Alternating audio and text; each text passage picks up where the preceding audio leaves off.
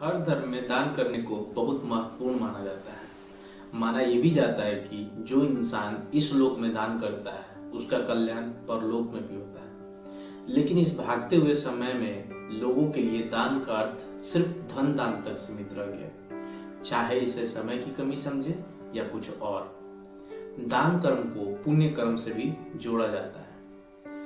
भारतीय संस्कृति में वैदिक काल से चली आ रही इस दान करने की परंपरा में कुछ महत्वपूर्ण दान है और इन महत्वपूर्ण दानों में से 5 मुख्य दान हैं, जो कि भूमि, विद्या, कन्या, गौ और अन्नदान।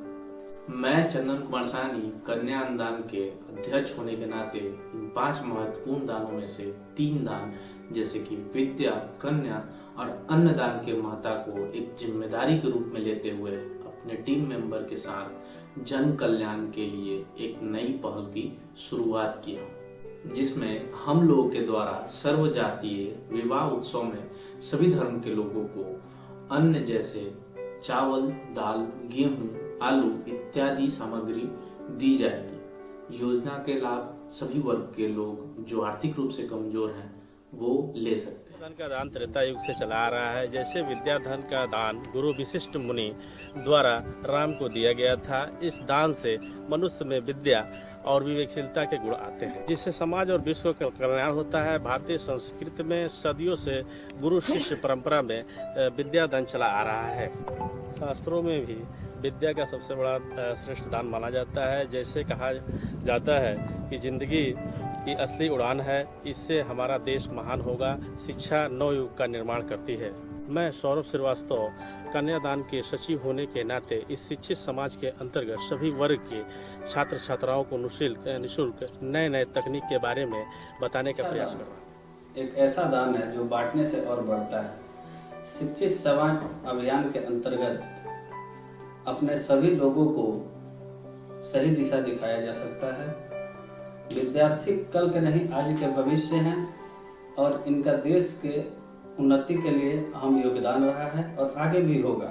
आज हमें नैतिक शिक्षा पे बल देना होगा। मैं डॉक्टर ऋषिकेश कुमार, कन्या अन्नदान का कोषाध्यक्ष, इस शिक्षित समाज अभियान के अंतर्गत सभी वर्ग के छात्र एवं छात्राओं को निःशुल्क नए तकनीक से शिक्षा प्रदान करने का पहल करता हूँ। ऐतिहासिक परंपराओं के अनुसार कुछ समुदाय में सती, जौहर और देवदासी जैसी परंपराओं को मानने की प्रथा चली आ रही थी।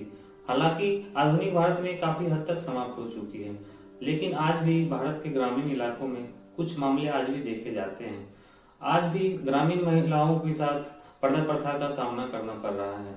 मैं अजय कुमार सिंह, कन्या अन्नदान के बोर्ड मेंबर, आज महिला सशक्तिकरण अभियान के अंतर्गत महिला को सशक्त करने के लिए एक अहम पहल की शुरुआत करने जा रहा हूँ। विश्व स्तर पर अपनी संस्कृति और विरासत के लिए प्रसिद्ध भारत विविध संस्कृतियों से भरा हुआ देश है, लेकिन भारतीय समाज हमेशा पुरुष प्रधान देश रहा है। यही वजह है कि महिलाओं को शिक्षा और समानता जैसी बुनियादी मानवाधिकारों से लगातार वंचित रखा गया है। वे हमेशा दमन और घरेलूता तक ही सीमित रहा और बुनियादी शिक्षा प्राप्त करने से रोका। भारत जैसे देश के लिए इसके विकास और विकास में महिला सशक्तिकरण की बड़ी भूमिका होगी। मैं सुरेंद्र भक्ता, कन्या अन्नदान के बोर्ड मेंबर होने के नाते इस अभियान को पूर्ण से सहयोग देता हूं। द्वितीय विश्व युद्ध की तकनीकी प्रगति बढ़े हुए और राजनीतिक सहयोग ने सुझाव दिया कि भूख से पीड़ित लोगों की संख्या को काफी हद तक कम करना संभव हो सकता है और सफल भी रहे। एफओ रिपोर्ट के अनुसार 2014-2019 के बीच भूख से पीड़ित लोगों की संख्या काफी बढ़ोतरी हुई है।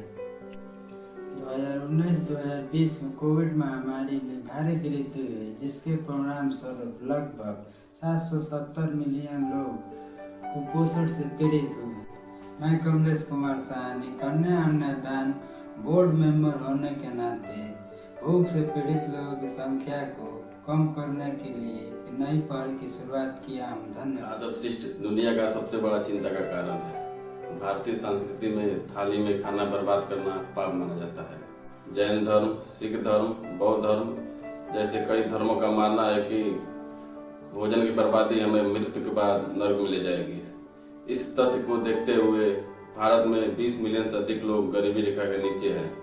मैं अमित कुमार यादव, कन्या अनुदान बोर्ड मेंबर सदस्य, इस अभियान के अंतर्गत बढ़े हुए भूखे लोगों को कम संख्या करने के रूप में पूर्ण रूप से योगदान करूंगा।